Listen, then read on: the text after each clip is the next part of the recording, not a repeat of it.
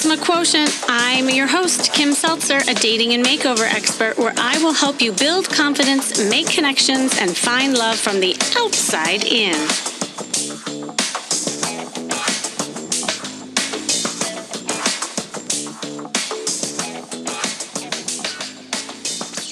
When faced with a conflict, do you apologize? You agree? Are you overly accommodating? And when in a stressful situation with someone, are you more likely to compromise or hide your true feelings? And then, of course, afterwards, you find yourself building resentment for that person, and you have guilt on top of that for being angry at them. If that sounds like you, conflicts in relationships often trigger tremendous anxiety in you. And if you think about what makes the conflict so upsetting, I mean, they're messy, right? And they stir up feelings of discomfort. They might reawaken old fears and anxieties. And these unwanted feelings can cause a lot of body reactions, like a racing heart. You might sweat a lot. Here's the thing, and when I was a therapist, I used to work on this quite a bit, that those reactions are often triggered from the trauma of your past. So this, even like the smallest conflict, something that maybe other people think isn't such a big deal, for you might be paralyzing. It could be because you came from a family where there was a lot of conflict and you learned to keep the peace by being quiet.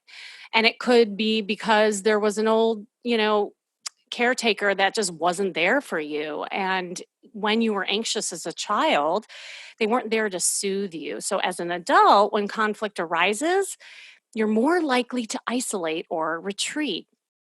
So you appear cold, uncaring, or unreachable, but deep down, you struggle with feelings of emptiness and worthlessness.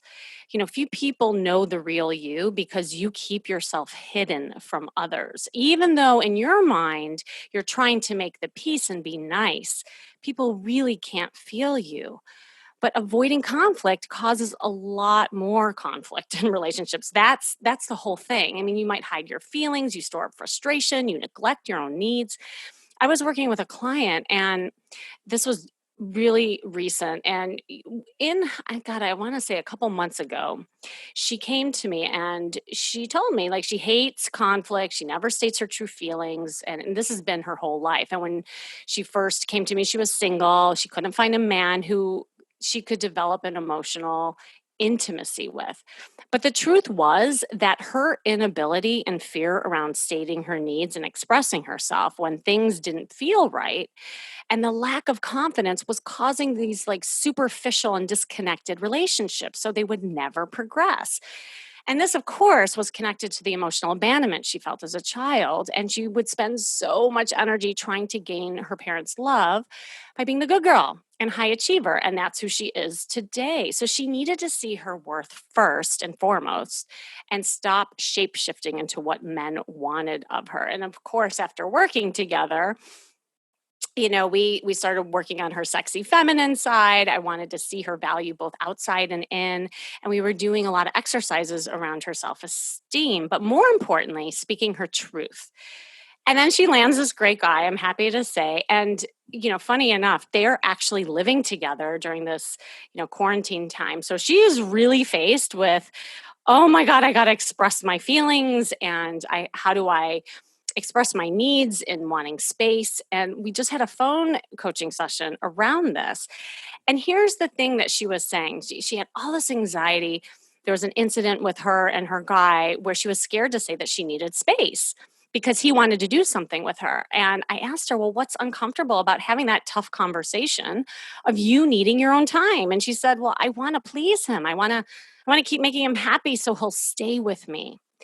So we talked about how she was doing that at work also to avoid her coworkers being mad at her. So I said to her, the very thing that she was avoiding, which was conflict, was in her mind was the discomfort, right? But it was actually creating more conflict and confusion around her. And because of that, she was feeling really depleted and disempowered. And we talked about how actually she was not helping anyone by depleting herself. Like it was a classic case of putting the oxygen mask on before the kids when a plane is going down, and her plane was going down and she was trying to put the oxygen mask on everybody else. So we practiced, expressing herself and stating her needs, and in fact, as she's been doing this, they have been more intimate and open in their communication.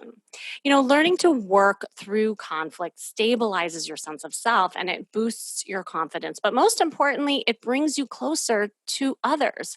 In your mind, you don't think it is, but it actually is the reverse of what you're thinking. So I have someone here today with me who is going to deep dive even more into this, as he believes that tough conversations we avoid are our doorways to confidence, success, and love. A former consulting actuary to Fortune 100 companies, including Sony Music, Chanel, and Exxon, he left his cushy Park Avenue job 20 years ago to build the world's largest coaching business. He became number one on Google for life coaching, serving an audience of 150,000 coaches and coaching thousands of hours in 12 countries around the globe. Wow. And alongside his client successes, he is no stranger to overcoming challenges himself. Having survived a full collapse of his paraglider and a fractured spine, gosh, I want to hear about this, witnessing the death of his sister at age 7, anxiety and depression, and the National Gong Show. What the? I can't wait to hear about that. He's the author of Get Paid for Who You Are with forward by Jack Canfield, and he was nominated to the Transformational Leadership Council alongside thought leaders like Don Miguel Ruiz, John Gray, and presidential candidate Marianne Williamson. He coaches high-performing entrepreneurs, executives, and teams, and now prison inmates to create amazing results and deep connections. One tough conversation at a time. I love this. David Wood, hi, are you there? Yes, Kim. Hi, it's so good to right have you here. Thank you. And I made a bunch of notes as you were doing that lead in. We've got so much good stuff to talk about. I know, right? Well, and that's what I was saying, because you were asking before, like, how long do we have? And like, we could go on, and maybe we'll have you back for part 2, because I know we're just going to get into this. But I have a question, because I don't know. I mean, I was intrigued by your personal story, and I wondered, if you just hearing a little bit how you got into this and this focus around tough conversations and a little bit of your backstory. Sure. Well, I grew up in a country town in Australia, and I was really good at math.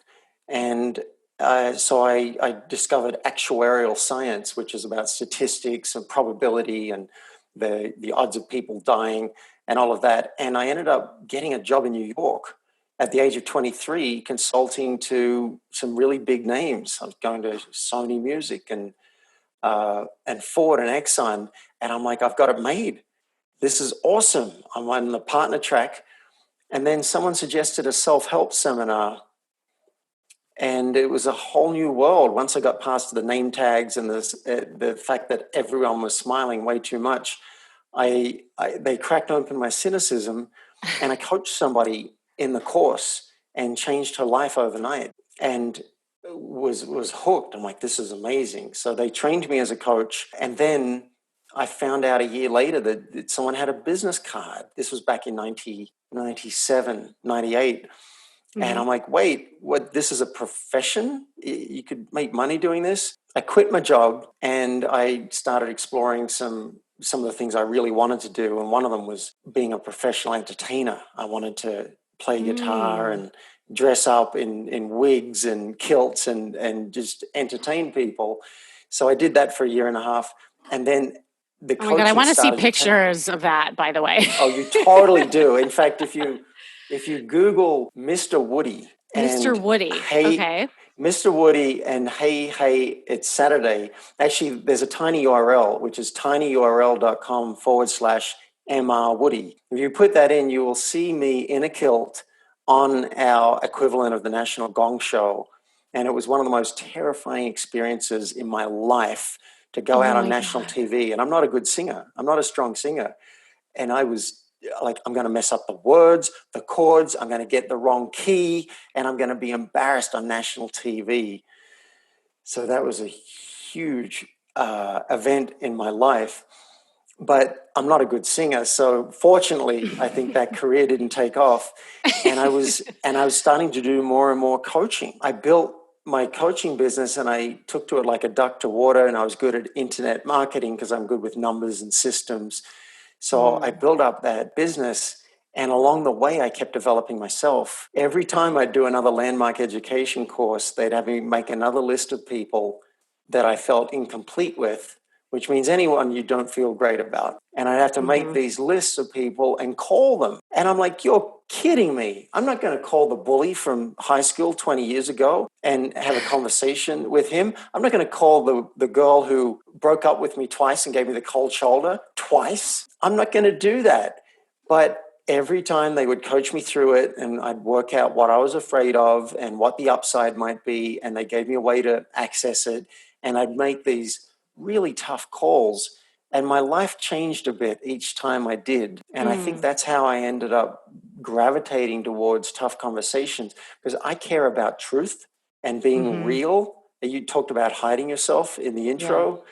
And I just made a life practice of coming out of the closet with all the areas of myself that I think should be kept hidden. And tough conversations are a great way to practice truth and courage. So That's so here we are true. today. That is so true. I mean, when you speak your truth and you have that tough conversation, there's no mask that's on. I mean, that is the real person. And a lot of people talk about the authenticity, and sometimes authenticity I feel like is almost overused these days, that word, because I think that people can even fake authenticity. So that's why I think the tough conversations, I mean, that's where the discomfort is, right? And so it sounds like you really learned how to overcome that. Well, I was interested what you said about, getting rejected from women, giving you the cold shoulder. Like, because a lot of people on here are single, and they are dealing with rejection, and or they're modifying their behavior so that maybe their date will like them, or they're not speaking up when they don't like a restaurant or some, like it plays out in different ways, albeit small, but big in the scheme of things, right? So, what were some things that you personally did to overcome some of those fears of rejection to express your needs? I don't want anybody hearing this to think that the key is to Hmm. overcome all that fear or to get rid of it. I have a Right. 4-step process called the CARE model. And if you follow the process and fill in the worksheet for these conversations, I think that'll take away a lot of the fear to the point where you might have access to having the conversation now. So that's true. Hmm. I can talk about some things that will help to reduce that. But I don't want people to think that you need to be totally confident to have the conversation, because part of what makes it tough is the vulnerability of exposing Yes. yourself and not being Hmm. able to control the outcome. Yes. I'm happy to go into Yeah. Oh my either or God. both of those. Yeah. Yeah, I'm so with you on that. Well, and I think that's part of the control, like maybe why people don't speak up, because they're scared of that vulnerability piece, Yeah. albeit But losing control, right? yeah, exactly. So knowing that you may not get rid of all of the fear, and that's okay, here are Hmm. some things that I find are really useful to help drop the fear to the point where you might actually be willing to go and talk to somebody and speak your truth. Because that's what this is about. This is not about having a tough conversation for me. This is about you Hmm. speaking your truth.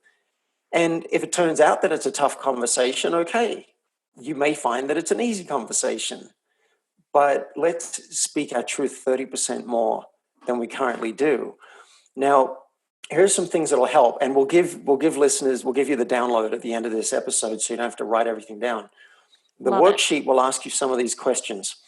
What's your hope from having the conversation? This is where you generate some kind of upside. Often when we think of a tough conversation, we kind of know what could go wrong, and we might know why we're scared about it, but we don't know why we would even have the conversation.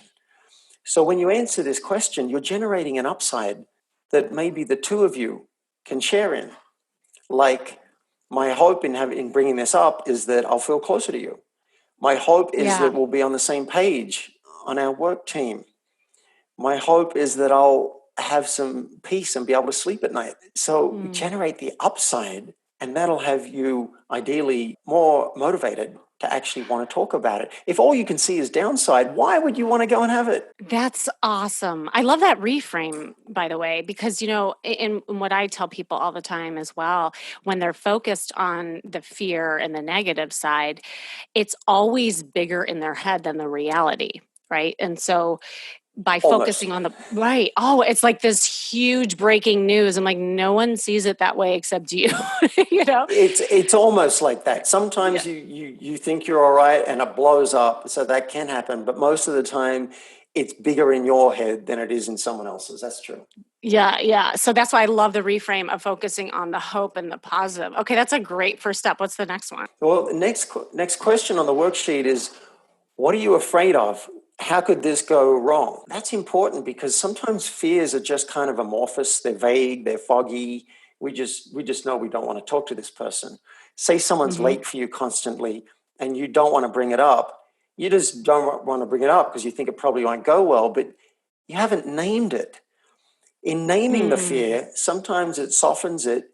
And even if it doesn't soften it, I like to be clear on why I'm afraid of it, because then I can share that with the other person when we get to the next steps and say, I'm worried to bring this up with you because I'm afraid of this.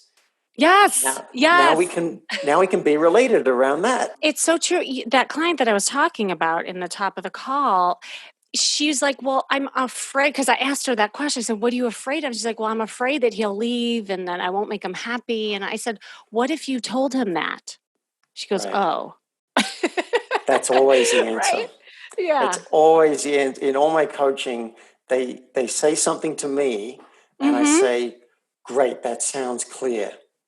Could you find a way to share that?" That's Exactly. over and over and over. So this worksheet, the first step in the CARE model is the C stands for clarify. Clarify the issue. Do the worksheet, and it'll ask you questions like this. The next question is, what's a request you could make? You know what's wrong, you know what's not working, but what's something they could do that would help move this forward? Mm-hmm. That doesn't come naturally, even to me. I just know what's wrong. What's a request? Well, my request is we go back in time and you not do the damn thing that upset me. Yeah. Okay, that's not very useful. Let's come up with some, and I keep looking until I can find something they could do. Maybe it's as simple as, my request is just that you hear me out and understand my side of it and the impact that this had on me. That's it. Sometimes that's a win. That's a So good point. Can I ask a question? I wondered if you had any hacks per se for people who can't come up with that on their own. Because I find that that's one of the most challenging things when I'm helping people. I mean, you and I are there coaching people, but for people who don't have coaches, is there something they can do to access that? I don't know. It's a good question. I don't have an Yeah. easy hack for that. I had to sit, like someone said to me, I was getting coached around my aunt, who I'd felt upset, I'd felt disappointed and let down by something that she wasn't willing to do for me. And they said, what's a request you could make? And I was like, wow, like this has already happened. And I had to really look hard to find out, is there something I want from her? Now, maybe there's not, Yeah. and that's okay. But I finally came up with, I guess I'd just like her to understand that this was a really big issue. And I'd like to know, if it happened again, might she be a yes or a no? So at least I know where I stand. Mm-hmm. Mm-hmm. That was the best. But it's asking the question, I think, is a win I do too. of And, yourself. yeah, and sometimes even just stating that you don't know is okay too. And so if you can't access what it is that you want, even saying that to the person, there's something I know that Right. I feel like I want to change and this is not landing right with me, but I'm not quite sure what that is. Like, and then Exactly. throwing it back to the other person. How do you feel? Like, are you feeling that way too? And then that's part of the clarification. Because it is. I think this is, I mean, unless they have a coach like you and I, it's hard to access that. So, okay, Yes. that's good. Yeah. So it's like this worksheet can be your coach in a way. It'll Yeah. help, because often the reason I don't want to have a tough conversation is it's murky, it's foggy. and I don't Right. understand what's happening in me. I don't fully understand what I'm upset about. I don't fully understand what I want or what they could do that could solve this for me.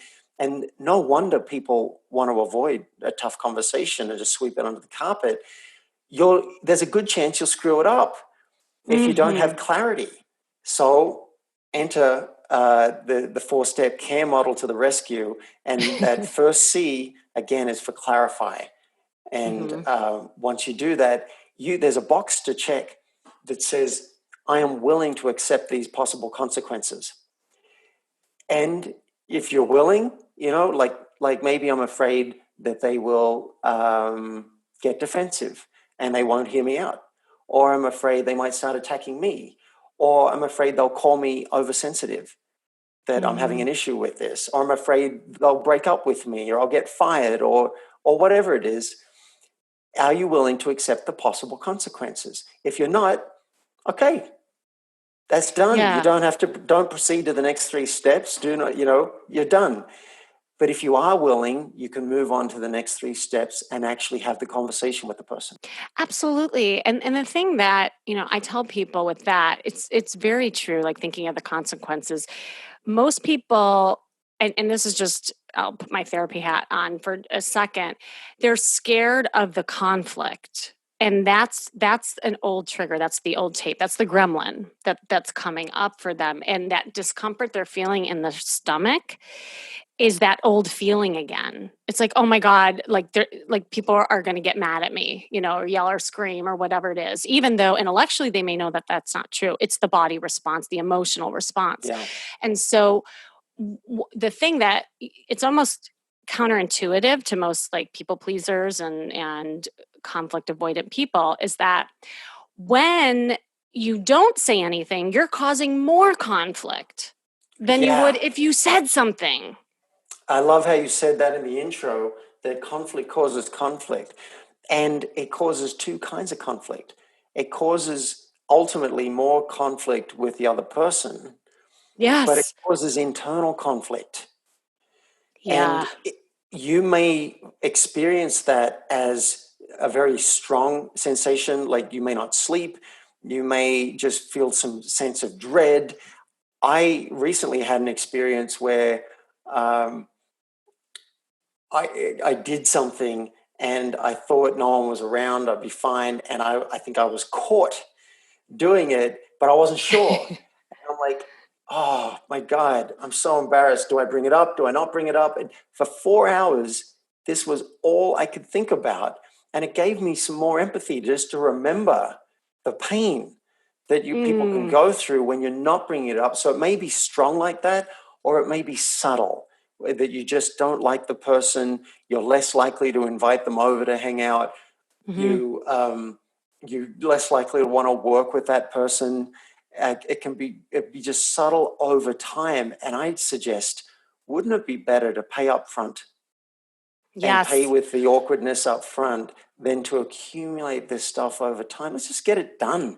If it's going to be a fight or a blow up, I don't think it will if you follow the care model. But if it Mhm. is, let's have that happen now and get that Yeah. information. And then maybe we'll have a round two later on and we'll solve it in round two. That's mind So bias. true. So true. And by the way, what you're talking about is anxiety that builds up. That Yeah. that feeling of that restlessness and then you ruminate and then you feel depleted and then you're right, the behaviors, well, I just call them passive aggressive behaviors. It could be the roll of the eyes, it could be a huff as they pass that person. But Yep. those little things add up. Yeah. It could be gossiping. You complain to Yes. other people about them. And anxiety is definitely a strong one. It could be resentment. I Mm, don't like that. I don't like how they did that to me. And I can never mhm. get I can never get a word in edgewise with this friend. And I don't want to say anything because I'm going to offend them. Well, now with the four steps, you've got a good chance of having a really open conversation. You can't control whether or not they get offended, but your chances are going to be better if you follow the model. Not only that, you get to see who shows up for you, who is the good friend, who is somebody who's healthy for you. Because the people who are not healthy won't respond well to it, then there, you got to assess that friendship or that relationship. That's a possibility that you could get information that this isn't a good relationship for you, or Hmm. it could just be that they're really triggered by that. Maybe they Yeah. don't like to hear that they talk too much, or that they do a lot of complaining or blaming or whatever it is. They may have a reaction to it. The key is, I think, can you stick with them while they have their reaction? Can you Hmm. be with them and just breathe and just be like, yeah, I can totally get. And that's the fourth step, actually. We'll get there, which is Okay. inquiring into how it lands for them. They may Mm. have a whole world of reaction you don't know, but you can be with them while they go through it. Yeah, that's a good point too. And I think the more you practice speaking up with that person over time, it's like you collect data for yourself. Because to your point, it could be just like it's a trigger for them, whatever you're talking about, or maybe they're having a bad day. But if you see a pattern over time where people react the same way, whether in anger or abusive behaviors, whatever it Yeah. is, then that's the red flag. Yeah, you need to, this is great because now I think we're talking about setting some boundaries and working out Hmm. like who are we willing to invest the time of a tough conversation with. Oh, And yay, right. yeah, and so a couple of examples from my fairly recent past. I had one acquaintance. I didn't really know her well. I don't like her. Hmm. There's something about her mannerism that seems to like suck the attention from a Hmm. room, and it bugs me. And I would normally not even bother to bring it up, but I'd invited a group of people to come to my party, and my birthday party, and I'm like, damn, I don't want her sucking the attention out of the room. I want the attention on this. So I decided to have a tough conversation with her, and she didn't. She had a reaction. She's like, "Well, this doesn't feel good to me, Hmm. and I'm not going to come." And I'm like, "Okay, boom, done. That's appropriate."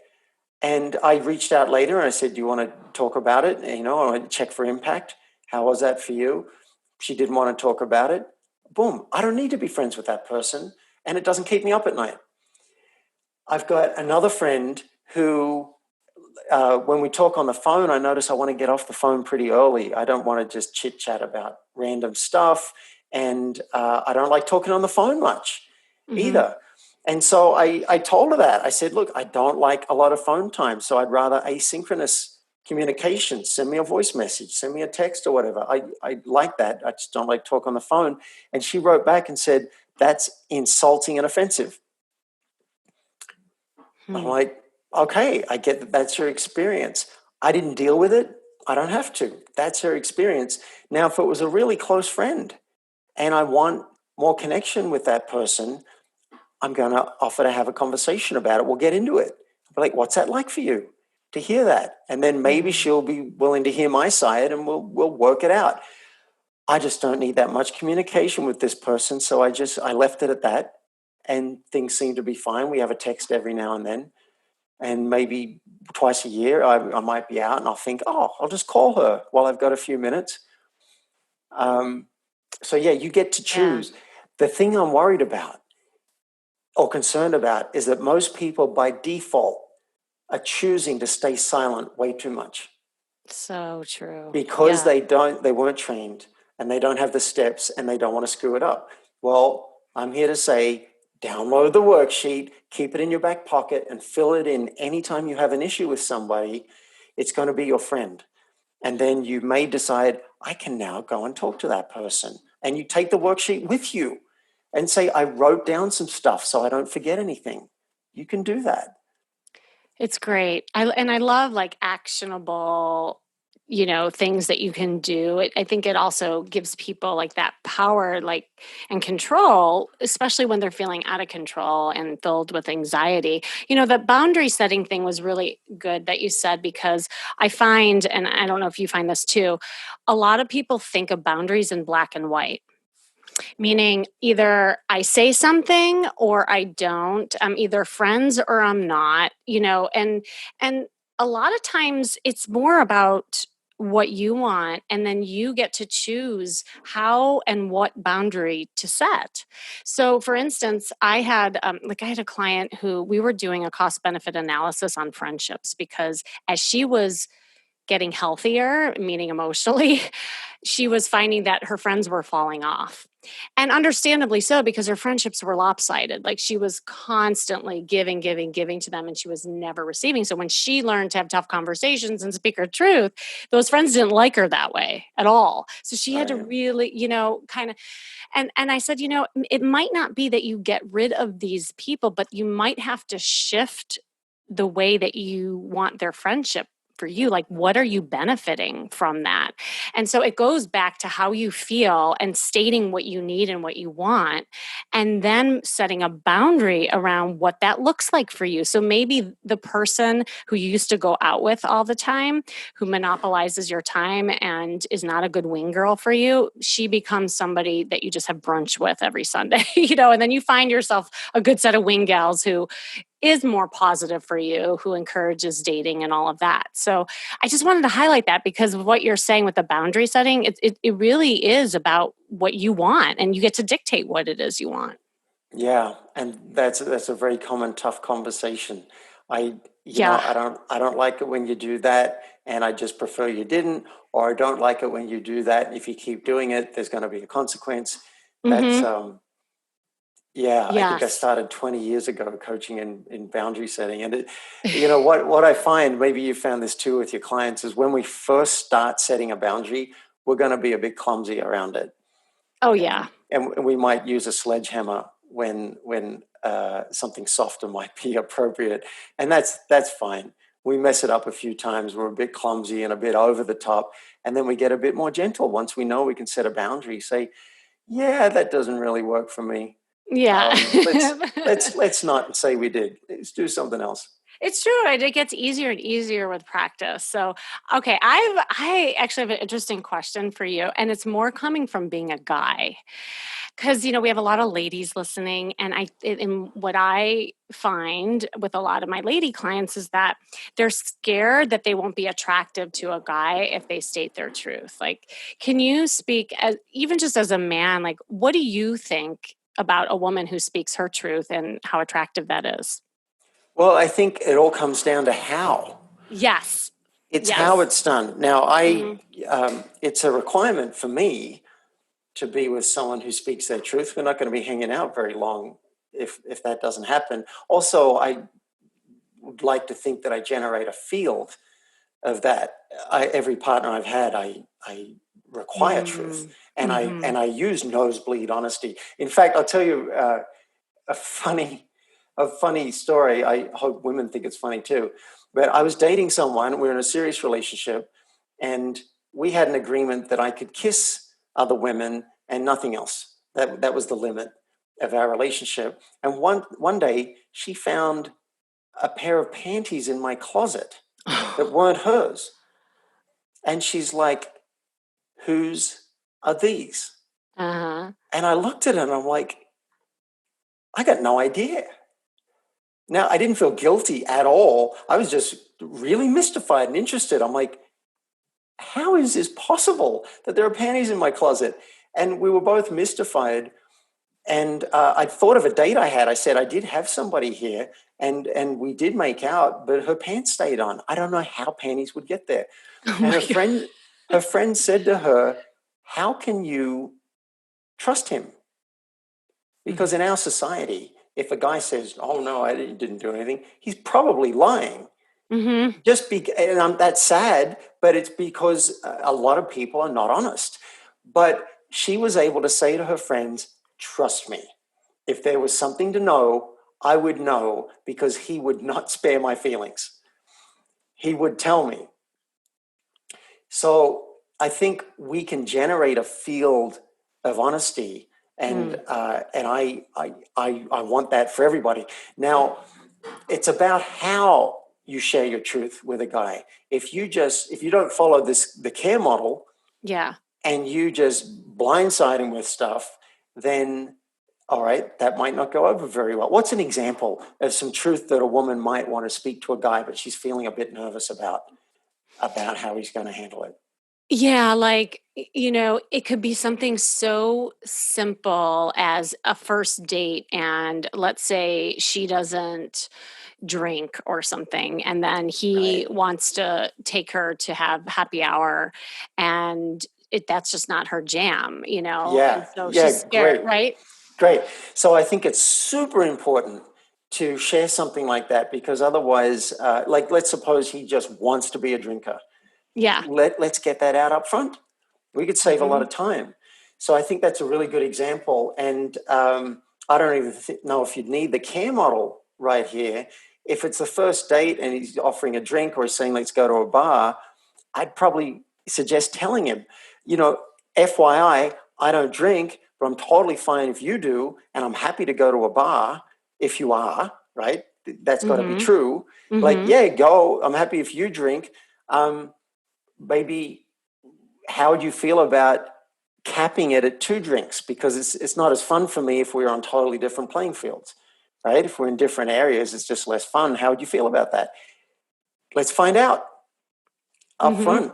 I think that's a great idea. If he doesn't want to date you, and I could see how that could happen. I notice for me, alcohol is a great social lubricant.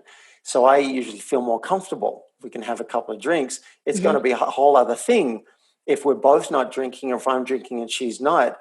But what a great conversation. Let's just explore. Maybe he's happy to go for tea or you're going to Yes. meet for coffee and then you can share how you feel about it. Yeah, I mean, what you're saying and what we're talking about is that you shouldn't modify your behavior just to please someone else. Is that it's always best to state, your truth. In your mind, that's a tough conversation to have, maybe about not drinking. But as you, David, that you're talking, it doesn't have to be, and you get to see like how they react and how you can compromise and energetically how that works. And ladies, don't forget, because I don't know, David, if you know this, I teach flirting a lot. And that is like, it doesn't have to be so serious. Like something like that can be very fun and flirty if Yeah. you do it the right way. It doesn't have to be If like, well, let me tell you, I really don't drink. Like, of course, we're not saying that. No. So I can see 2 ways to go about this. If it can be light for you, then great. You can say, by the way, I don't drink. I'm okay if you do. Or I don't drink. How do you feel about coffee? Yeah, And then get the answer. But then let's use the CARE model actually for this. I think this will be really instructive and great. I can outline the steps. So first clarify the issue, fill in the form, and the worksheet will ask, what are you afraid of? Like, how could this go wrong? And you write it down. I'm afraid he might not want to go out with me, Hmm. or he might think I'm boring. What's your hope? Well, my hope is that we feel even more connected and have learn something about each other, and hopefully have a really fun date. And what's my request? Well, my request would be that maybe he limit it to 2 drinks, or that we go to a coffee house.